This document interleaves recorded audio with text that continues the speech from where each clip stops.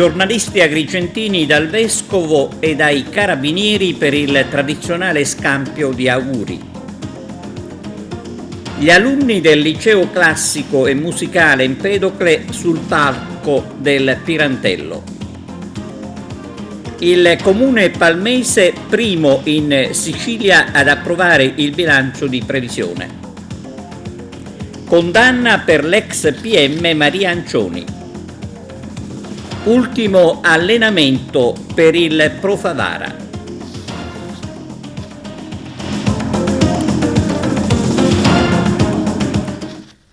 Buongiorno da TVA Notizie. Scambio di auguri questa mattina con i giornalisti agrigentini del Vescovo Alessandro Damiano e del comandante provinciale dei Carabinieri colonnello Vittorio Stingo. Arturo Cantella ha seguito gli incontri. Bentrovati a tutti a questo saluto natalizio, a questi auguri natalizi che sono una prassi, diciamo. Via. Quest'anno per così trasmettere un messaggio sul Natale, questo Natale che sempre più spesso si manifesta quasi come una festa senza il festeggiato. Il festeggiato è il bambino Gesù, che richiama la famiglia, richiama la casa, ma tante volte questo bambino Gesù è in disparte, nel presepe. D'altro canto così ci consegna la narrazione dell'Evangelista Luca e così ci consegna quello che insomma si riconosce come primo presepe fatto da Francesco d'Assisi. Il bambinello lo mettiamo lì nel presepe e poi facciamo la festa, il presepe rimane all'atere. Come questo Gesù bambino a volte è anche in disparte dentro di noi. Allora l'immagine che ho voluto scegliere quest'anno è presa da un quadro che è qui nel nostro museo diocesano, di un anonimo del XVIII secolo. È un po' inusuale come immagine, perché il bambino Gesù dove sta? Nella culla, nella mangiatoia, tra la paglia, spesso è biondo con gli occhi azzurri, figuriamoci, no? Magari non è stato proprio così a quel tempo, quando il Verbo di Dio irrompe nella storia e nella carne dell'umanità. Allora l'immagine, ripeto, che ho scelto ci presenta invece un Gesù bambino adagiato su una croce. Perché questa scelta? Perché mi sembra che dica il tempo che stiamo vivendo, dove spesso nei fatti di cronaca nera si espongono i bambini, dalla guerra in Ucraina che occupa tutti gli spazi televisivi, ed è giusto che sia così, però è anche vero che di altre tragedie date dalla guerra magari non si parla, no. Ci sono tanti altri scenari, adesso non facciamo il telegiornale, ma ci sono tanti altri scenari, tanti altri bambini che muoiono anche nel mare Mediterraneo, che arrivano spesso in piccole bare bianche nel nostro approdo di Porto Empedocle. Ci sono anche gridi di vita che si alzano da parti sulle imbarcazioni della Guardia Costiera, è avvenuto qualche giorno fa. E questo mi fa sorridere perché la vita si impone e si impone in questo bambino. E là questo bambino assume le sofferenze di tutti i bambini del mondo, ma anche di tutti gli uomini e le donne del mondo che sono sotto la tragedia, sotto una tragedia. Voglio dire questo con questa immagine, che ha un segno, leggendo il quadro, che ha un segno anche di risurrezione che è dato dal lenzuolo bianco posto tra la croce e il bambinello. Il lenzuolo bianco ci richiama la tomba vuota e quindi la vita nuova, la risurrezione. Anche nella nostra città ci sono tanti crocifissi, bambini, adulti, indigenti, poveri. A volte sembra che anche i nostri spazi comuni, i nostri monumenti sono crocifissi anch'essi, no? Magari dalla distrazione, a volte dall'incuria. Allora ritroviamo nella forza del bambino il superamento della croce. E questo diventa impegno, penso, per tutti noi, per tutti gli uomini e le donne di buona volontà al di là delle fedi, ma saper vedere nel bambino la presenza di oggi e la speranza di domani. Questo vale per me, chiamato a essere vescovo, quindi pastore, quindi padre di questa Chiesa diocesana, ma di tutti coloro che poi abitano questo territorio. Questo vale per gli amministratori, questo vale per voi, uomini e donne dell'informazione. L'informazione è un mezzo importante, ma deve sempre essere attento alla ricerca della verità e alla prudenza nel condividere le notizie. È Natale. Voglio chiudere con la frase che ho scelto per accompagnare l'immagine. È una frase del Vescovo Ambrogio, grande Vescovo di Milano, che commentando un salmo, il Salmo 118, a un certo punto scrive così: esso, il verbo di Dio, la parola che si fa carne, questa scelta irrevocabile di Dio ad essere solidale con l'umanità. Esso salta dal cielo nella Vergine, dal suo grembo nel presepio, dal presepio nel Giordano, dal Giordano sulla croce, dalla croce nella tomba e dalla tomba in cielo. Un Natale speranzoso a tutti e a tutte. Le raccomandazioni che fa il comandante Carabinieri. Il messaggio più importante lo lanciamo ai nostri ragazzi, a quelli più giovani. Chiediamo loro di prestare attenzione, di stare molto attenti all'uso, all'abuso eccessivo di alcol e ovviamente di tenere lontane le sostanze stupefacenti, le droghe. Devono essere delle festività da condurre in serenità e in relax. Purtroppo abbiamo tantissimi incidenti che coinvolgono soprattutto i più giovani già dalle prime ore del mattino. È il caso di divertirsi sì, ma di divertirsi con consapevolezza. Il secondo messaggio invece va ai loro genitori: teneteli d'occhio, non lasciategli troppi spazi, i ragazzi devono sì divertirsi, ma devono essere soprattutto controllati. Colonnello, che 2022 è stato per l'Arma dei Carabinieri? Purtroppo nella nostra comunità abbiamo registrato un disagio sociale che molto spesso si è trasformato in azioni criminali. Il 2022 è iniziato con il deturpamento della Scala dei Turchi ed è proseguito con danneggiamenti, incendi e anche omicidi che molto spesso non sono da ricondurre alla criminalità organizzata, ma ad azioni violente di persone che avrebbero bisogno di essere supportate. Le istituzioni possono fare sicuramente di più, faremo sicuramente di più, ma è necessario anche che le famiglie e tutti coloro i quali sono in qualche modo interessati nella crescita sociale agiscano in maniera differente e più profonda per evitare che disagi personali si trasformino poi in violenze. In questi giorni ci sono stati anche dei controlli del NAS.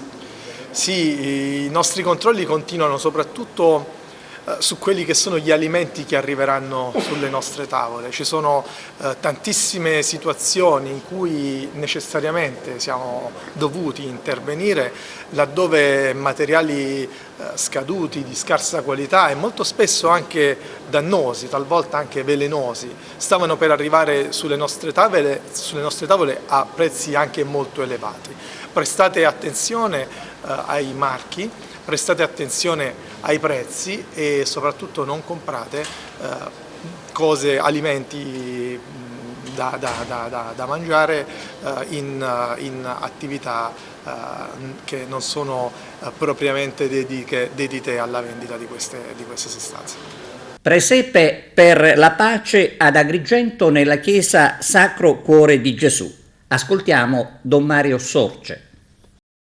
Ci troviamo presso la chiesa Sacro Cuore di Gesù alle Rocche con Don Mario Sorce perché ci descriverà questo presepe della pace. Ecco, un presepe particolarmente dettagliato nelle sue varie componenti, dove ci sono anche raffigurazioni dedicate proprio a questo momento di guerra con il Papa, Putin e Zelensky.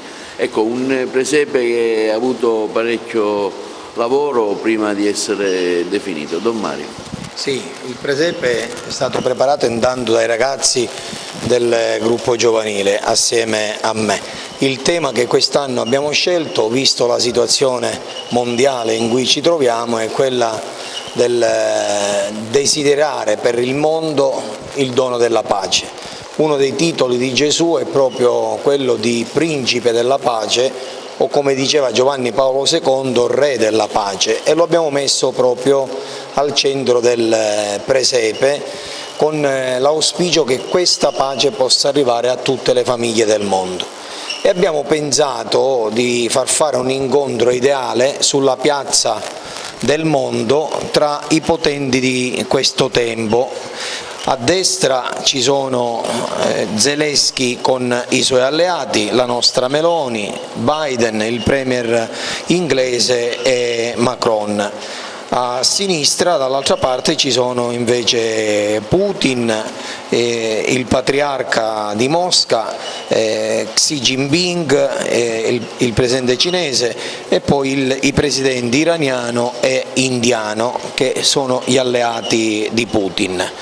Abbiamo fatto partecipare queste nazioni con i loro eserciti, ma con una particolarità. Non sono eserciti che hanno portato le armi, ma le bande musicali, perché il desiderio è quello che tutte le bande del mondo, di tutti gli eserciti del mondo, possano suonare l'inno della pace. Ma purtroppo, visto che l'unico a non voler partecipare a tavolo della pace allo stato attuale è Putin, partecipa anche con le armi, quindi c'è l'esercito armato con i carri armati. La nostra preghiera sarà che la banda che si trova al centro dell'esercito possa passare avanti ed essere di auspicio per la pace mondiale. A fare da paciere tra i due schieramenti c'è Papa Francesco, che ha in braccio un bambino, e davanti a lui c'è anche il Dalai Lama, per simboleggiare un po' la partecipazione a questo desiderio di pace mondiale, un po' di tutte le religioni del mondo. Anche il Vaticano partecipa con una banda musicale e dietro c'è anche lo stuolo di Cherichetti con Don Mario che partecipa assieme a questo auspicio. Quindi Questo è il presepe che vorrebbe mettere nel cuore non solo dei miei parrocchiani ma di tutti coloro che verranno a visitarlo il dono e il desiderio della pace. Diceva San Giovanni Paolo II che la pace vera non è quella che nasce dal silenzio delle armi, ma è il dono che nasce dall'incontro tra la giustizia e la carità. Il nostro augurio per questo Natale è proprio questo, la pace che nasca dall'incontro dell'amore con la giustizia. Auguri a tutti di un santo e sereno Natale. Grazie. Una scossa di terremoto è stata registrata questa mattina alle 6:18 a sud-ovest di Militello, Val di Catania. A rilevarlo è stato l'Istituto Nazionale di Geofisica e Vulcanologia di Roma. La scossa è stata di magnitudo 2.1 ad una profondità di 9 km. Altre scosse erano state registrate 2 settimane fa, sempre nel catanese, per fortuna senza danni come questa mattina. Gli alunni del Liceo Classico e Musicale Empedocle di Agrigento sul palco del Teatro Pirandello per il concerto di Natale. Vediamo. Oggi alla vigilia di Natale, concerto di Natale del Liceo Classico Empedocle Musicale qui al Teatro Pirandello, un'iniziativa sicuramente interessante anche per quello che andrete a proporre, professore. Questo è il quarto appuntamento di questa serie di concerti natalizi che abbiamo organizzato quest'anno in giro nei paesi della provincia. Oggi terminiamo questo tour proprio qui al Teatro Pirandello, un luogo bellissimo dove i ragazzi del liceo musicale, orchestra e coro eseguiranno brani tratti dalla tradizione natalizia e brani tratti dal repertorio classico. Ragazzi che sono tutti studenti, dicevo appunto, del liceo musicale, ci saranno anche dei cantanti, dei solisti e spero che questo dono per la città di Agrigento e per tutta la provincia sia apprezzato e che possa portare in qualche modo un po' di serenità e pace che per ora ne abbiamo un po' di bisogno tutti. Testimonianza di un impegno dei ragazzi verso la musica. È un impegno costante, con grande sacrificio da parte dei ragazzi soprattutto, da parte delle loro famiglie che sostengono, accompagnano questi ragazzi tutti i giorni a fare le lezioni pomeridiane, le prove orchestrali. È un impegno sicuramente che richiede grande sacrificio. Oggi proponete un spettacolo qui musicale, il concerto di Natale. Sì, la maggior parte dei brani sono praticamente di spunto barocco e anche stiamo tentando di fare dei canti natalizi tedeschi. Il pezzo forte è White Christmas e Holy Night, che sarebbe il cantico di Natale di Adams. L'orchestra come si compone, professore? Allora, l'orchestra è formata intanto da archi, fiati, ottoni e percussione e sono 60 elementi in più 40 di coro. In particolare c'è qualche esibizione che faranno oltre la classica canzone di Natale? Sì, in particolare c'è un brano caratteristico che sarebbe la Sinfonia dei Giocattoli, dove ogni strumentino interpreta qualche cosa fiabesco, l'uccellino per esempio, la raganella che fa il topo, i campanellini, eccetera. Nell'ambito delle manifestazioni natalizie, oggi il concerto del Liceo Classico Musicale Empedocle, concerto di Natale. Sì, stasera c'è il concerto di Natale qui al Teatro Pirandello, rientra tra le varie manifestazioni che abbiamo voluto organizzare proprio in questo periodo natalizio. L'atmosfera natalizia ad Agrigento si respira, abbiamo anche completato l'opera con le luminarie, e ci saranno anche degli eventi lungo le vie della città, in via Atenea, così anche nella Villa Bonfiglio con i mercatini e altri spettacoli, le luminarie, gli alberi di Natale e in centro anche in periferia. Penso che quest'anno abbiamo accontentato i nostri cari concittadini. Anche in aspetto del concerto del 31 ovviamente.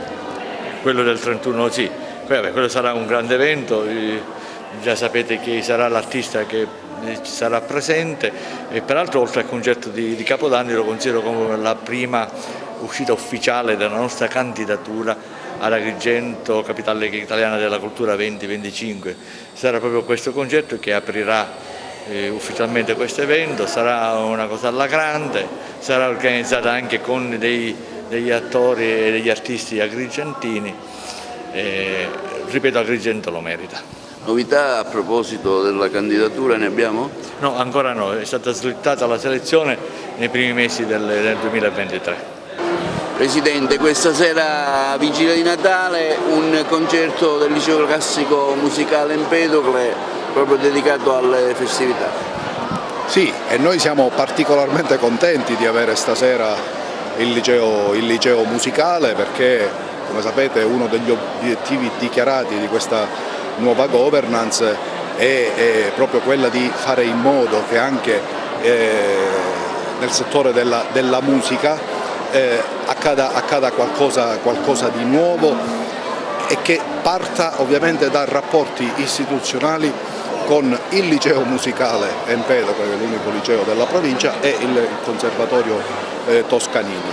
Siamo particolarmente contenti quindi di ospitarli, perché è una bellissima realtà, tra l'altro anche di ottimo valore artistico, e il miglior modo per augurare le buone feste alla città e a questi ragazzi che si dedicano all'arte.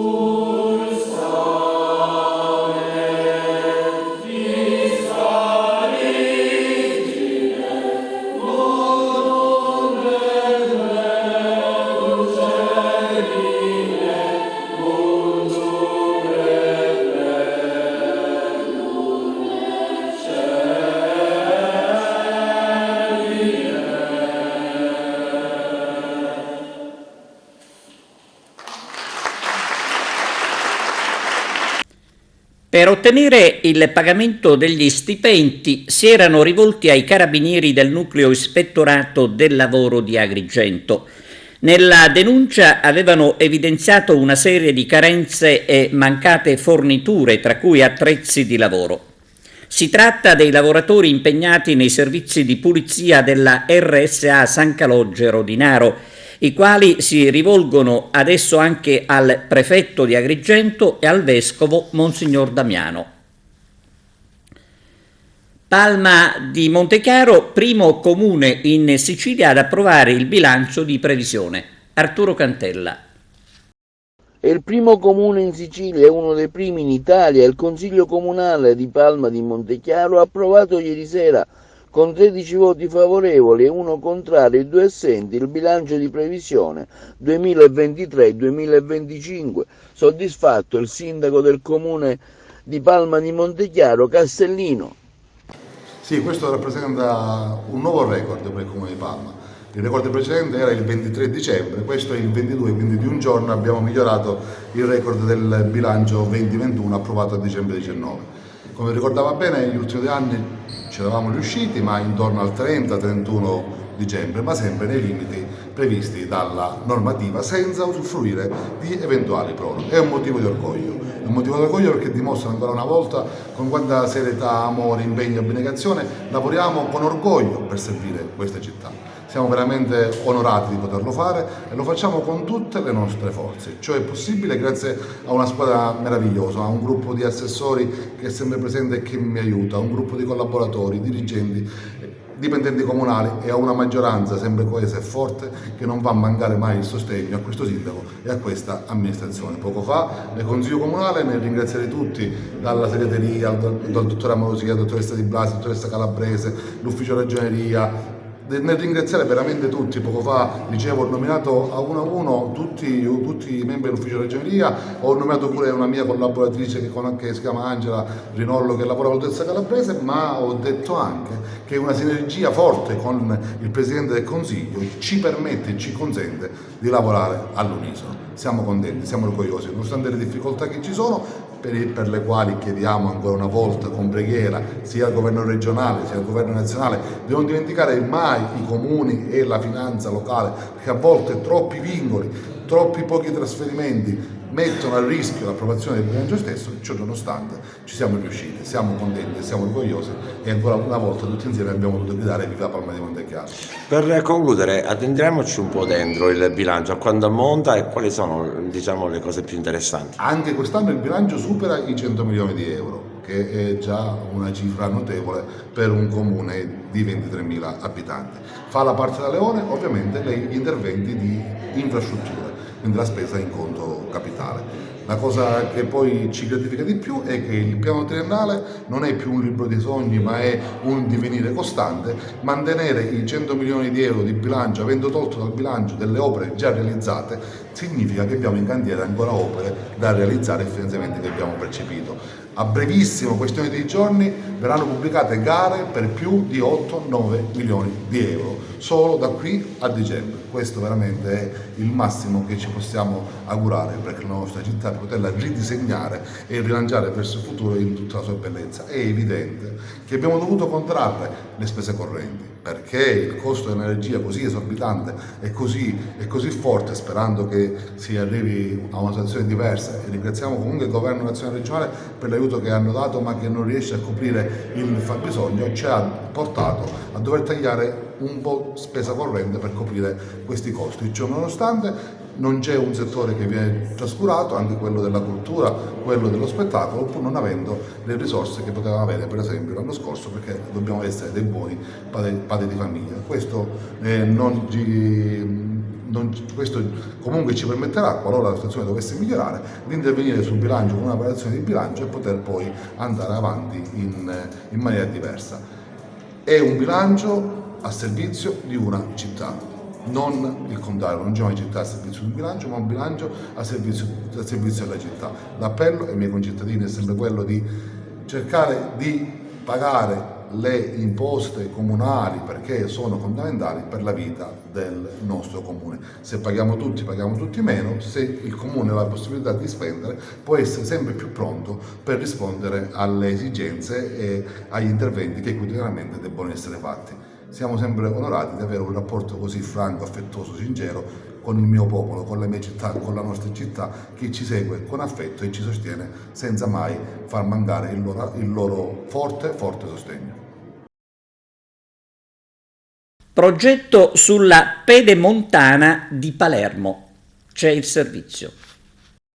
Una nuova tangenziale di Palermo consentirà di razionalizzare il traffico extraurbano interprovinciale che attualmente transita sull'unico collegamento veloce che esiste tra le due autostrade, quello di Viale della Regione Siciliana, presentato a Palazzo Dorlean nel corso di una conferenza stampa l'avvio di progettazione della cosiddetta Pedemontana di Palermo, il nuovo asse autostradale per collegare la A19, la Palermo-Catania, con la A29, la Palermo-Mazzara del Vallo, e velocizzare così notevolmente i tempi di percorrenza e di superamento di Palermo. Una grande notizia, cioè che la Pedemontana a Palermo si farà, e c'era questa strozzatura che passava all'interno del tessuto cittadino, il tessuto urbano della circonvallazione, e non c'è ad oggi un'interconnessione tra le due autostrade, la 19 e la 20.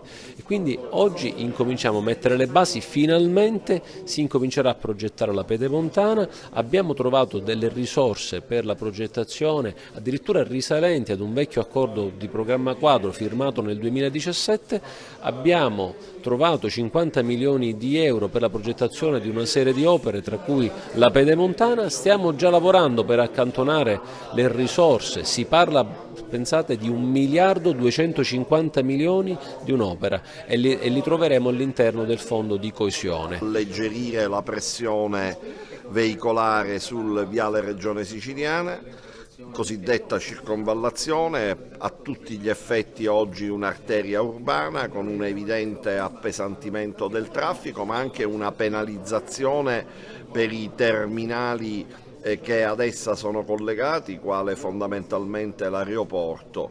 Immaginiamo peraltro, perché già nel programma della città, che tra la circonvallazione e il nuovo snodo autostradale possano realizzarsi sia sul versante di Trapani che sul versante di Catania, possano realizzarsi degli autoporti, cioè dei luoghi di stazionamento dei container, in modo tale che questi raggiungano il porto solo in determinati orari, possibilmente orari notturni o del primissimo mattino, di modo che possa evitarsi anche la congestione sulla via Francesco Crispi limitrofa al porto.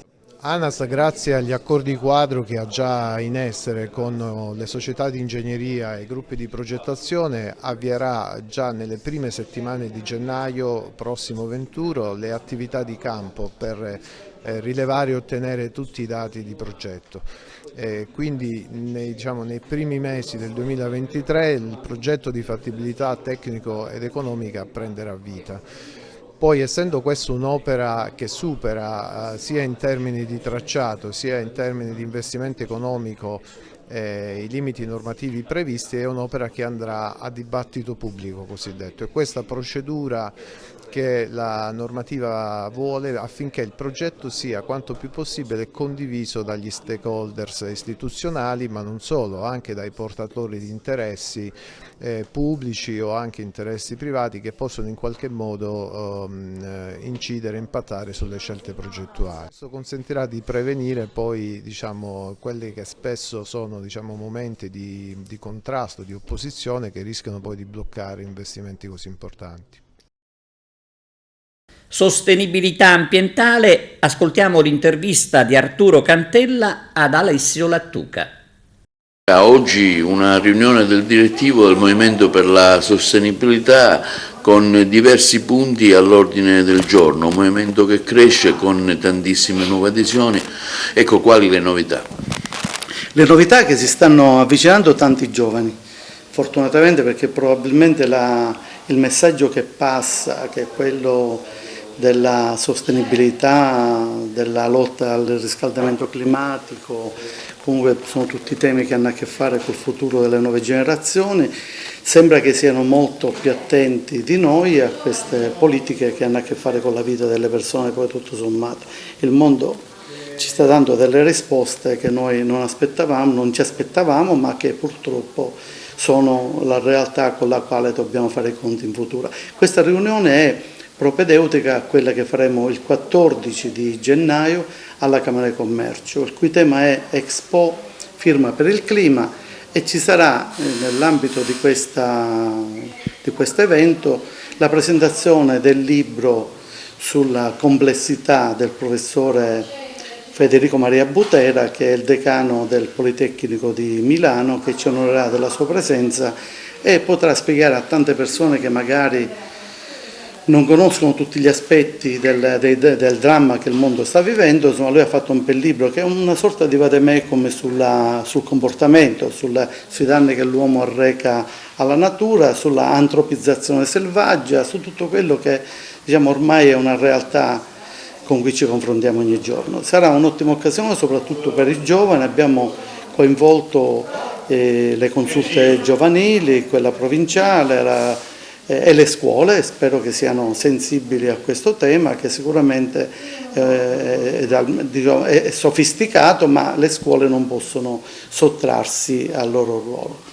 Il tema centrale resta sempre quello del futuro rigassificatore di Porto Empedocle. Che novità abbiamo dal nuovo governo?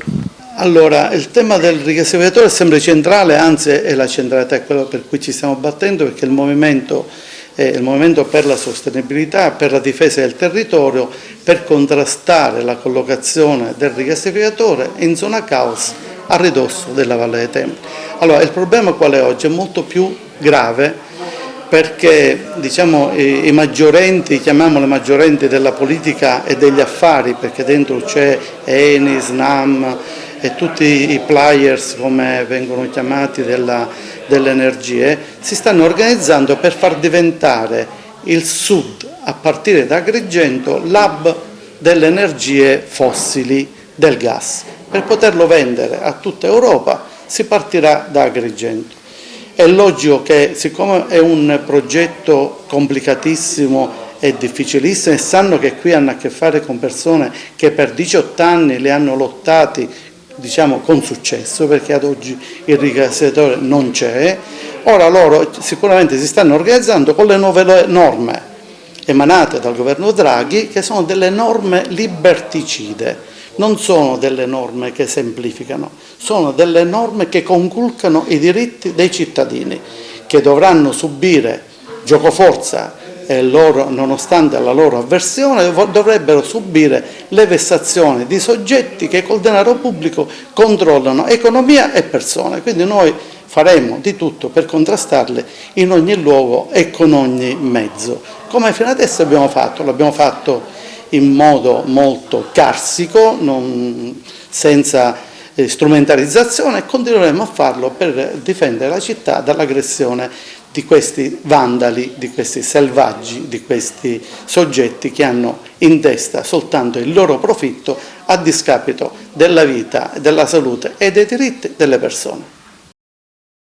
E adesso pausa per la pubblicità, a tra poco. Fidanzati morti in Inghilterra, c'è un fermato. Intanto a Barcellona, Pozzo di Gotto e a Milazzo incredulità e dolore da parte dei conoscenti della coppia. 2 fidanzati messinesi sono morti in Inghilterra in circostanze ancora da chiarire. Nino Calabrò e Francesca Di Dio, lui di Barcellona Pozzo di Gotto, lei di Montagnareale, sono stati trovati senza vita in una casa di Thornby-on-Tees, comune della contea di North Yorkshire. Il giovane si era trasferito nel Regno Unito per motivi di lavoro e la fidanzata era andata a trovarlo nei giorni scorsi per trascorrere insieme le festività natalizie. Nelle scorse ore la tragedia, i fidanzati non rispondevano alle telefonate dei rispettivi genitori e così è scattato l'allarme.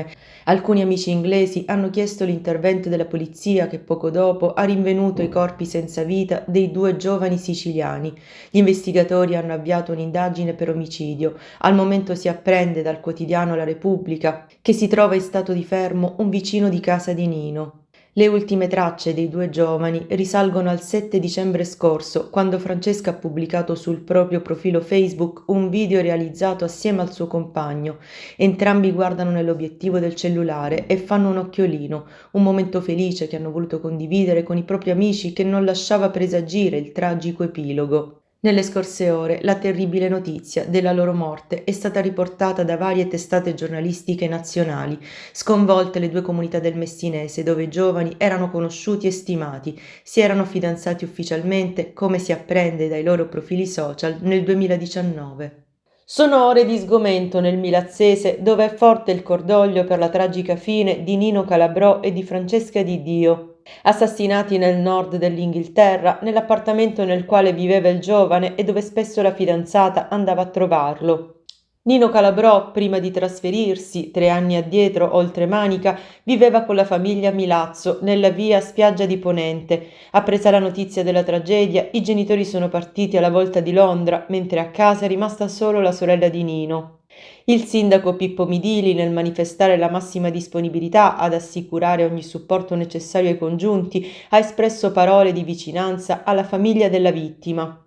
La tragica fine di Nino, ha detto, ci lascia sgomenti ed attoniti. Non ci sono parole per descrivere una morte così drammatica. Un lutto che scuote l'intera cittadinanza. Esprimo a nome mio e di tutta la città di Milazzo il cordoglio ai genitori e ai familiari tutti. Sono certo che Nino continuerà a vivere nel ricordo di coloro che l'hanno conosciuto e apprezzato per le sue doti professionali, ma soprattutto umane. E naturalmente lo stesso sentimento lo rivolgo alla famiglia di Francesca, andata dal fidanzato per trascorrere un Natale in serenità e invece vittima di un atroce destino. L'Ateneo di Messina visto dal suo rettore Salvatore Cuzzo Crea. Un anno che ha visto un grande lavoro, una ripresa in presenza dopo la pandemia, gli studenti che vivono gli spazi dell'università con grande attenzione e con grande volontà. Poi l'elezione al Presidente della CRUI rappresenta una grande responsabilità, ovviamente un motivo di soddisfazione, il fatto che ci sia un Presidente della Conferenza dei Rettori sotto Salerno che non c'è mai stato è un segno di riconoscimento di quello che è l'attività che è stata fatta in questi 4 anni complicati, ma importante è il fatto che questa amministrazione, questa università abbia dato un ruolo nazionale e internazionale all'università, perché non ci dimentichiamo, siamo l'ateneo che è più scelto dagli studenti stranieri in Italia, è un ateneo che ha fatto 850 procedure concorsuali, inserendo moltissimi giovani. Quale vuole essere il ruolo dell'università nella città di Messina, quale dialogo con le istituzioni relativamente anche al capitolo PNRR, quale tipo di supporto l'università, l'Ateneo con le proprie competenze può dare alle altre istituzioni?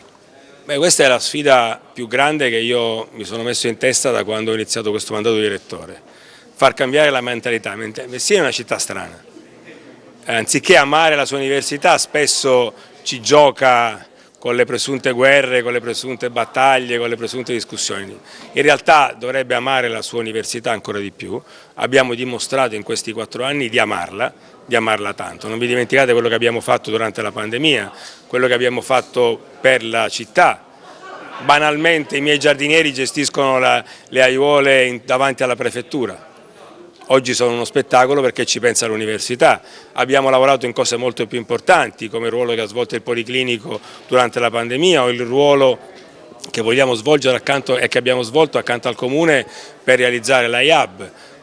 Questi sono alcuni esempi che noi abbiamo voluto porre in essere. Il fatto di aver acquisito l'Hotel Riviera e oggi c'è un cantiere non è una dimostrazione che l'amministrazione Cuzzocrea è riuscita in 2 anni a fare quello che in 20 anni non si faceva. Non era questo l'intento, non era quello che interessava né a me né alla mia amministrazione. Era quello invece di dimostrare che in queste città le cose si fanno. È uno scempio perché arrivare a Messina con i traghetti, i turisti che traghettavano e vedevano quel palazzo in quel modo, non credo che fosse un bello spettacolo. La polizia di Sciacca ha eseguito un provvedimento emesso dal questore di Agrigento Rosa Maria Iraci, con il quale è stata disposta la sospensione per 15 giorni di un esercizio pubblico di somministrazione di alimenti e bevande con annessa sala da giochi nel comune di Sciacca. La sospensione dell'attività è avvenuta nell'ambito dei servizi di prevenzione sul territorio. Maria Ancioni, ex PM che indagò per prima sulla scomparsa di Denise Pipitone, condannata per false informazioni. Siamo giunti alla pagina sportiva calcio, ultimo allenamento del Pro Favara prima della pausa natalizia. Giuseppe Moscato. Ultimo allenamento per la Pro Favara in vista della pausa natalizia alla fine della prima tranche del campionato di eccellenza Girone A.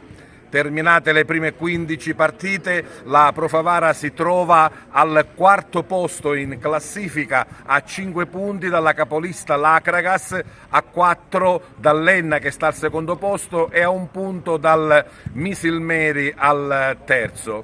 Un viaggio, dobbiamo dire, ottimo della squadra favarese a guida Catalano che praticamente dalla 5ª giornata in poi ha fatto un bel po' di punti. Adesso la pausa natalizia per rinfrancarsi nello spirito, anche per viverla all'interno delle famiglie e poi la ripresa del campionato. In società non si nascondono gli obiettivi che sono proprio quelli di vertice ed è questo che sarà sicuramente il secondo percorso del campionato. Ma sentiamo direttamente dai protagonisti quello che è stato questo primo scorcio e soprattutto come si prepara la società per il prosieguo.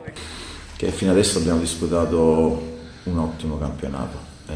Io parlo da quando sono arrivato a Favara, se dovessi guardare e leggere i numeri, in questo momento dalla 5ª giornata in poi 26 punti ha fatto l'Enna, 25 punti ha fatto il Favara e 25 punti ha fatto l'Agricas, quindi credo che possiamo essere abbastanza soddisfatti. Dispiace sicuramente come è andata l'ultima partita, perché credo che non meritavamo di subire 3 gol, però il calcio è anche questo, siamo consapevoli della prestazione che abbiamo fatto. Adesso è un periodo in cui stacchiamo un attimo, però è un periodo in cui dobbiamo lavorare, perché dobbiamo preparare al meglio il girone di ritorno. E a proposito di girone di ritorno, si è sempre detto che è un altro campionato. È così una frase fatta o è vero? No, credo che sia una frase vera, perché ci sarà lotta al vertice, ci sarà lotta per le squadre che devono retrocedere, e andare a fare i punti fuori casa non è mai semplice. Sì, abbiamo fatto un ottimo risultato, diciamo, nel girone di andata, con la speranza che con l'anno nuovo le cose miglioreranno. Abbiamo fatto un ottimo, anche a Eden abbiamo fatto un'ottima partita, ma purtroppo noi abbiamo fatto la partita e loro purtroppo segnato. Comunque noi siccome siamo una grande squadra, quindi andiamo avanti con la speranza di girone di ritorno, di fare un bel risultato. Si dice sempre appunto che il girone di ritorno è come se fosse un nuovo campionato. Sì, certo, anche perché ci sono anche le altre squadre che si possono rimborsare, come noi abbiamo fatto già qualche acquisto, quindi è un'altra storia. La città vi segue, la società è salda, il gruppo giocatori ben compatto, sembra che ci siano tutti i presupposti per far bene. Sì, ci sono tutte le condizioni, la società è sana, è sanissima e li continuo sempre a ringraziare. I tifosi ringraziando a Dio ci seguono, e quindi è una cosa positiva. E poi il gruppo, si è costruito un gruppo meraviglioso, quindi andiamo avanti che siamo sulla buona strada. Un club, una società, un gruppo giocatori che giorno dopo giorno si è dimostrato sempre più coeso e unito. Ah, sì, siamo un gran gruppo, tra l'altro c'è gente giovane che ha voglia di arrivare e quindi ci aiutiamo uno con l'altro. Come gruppo posso dire che siamo un gruppo coeso.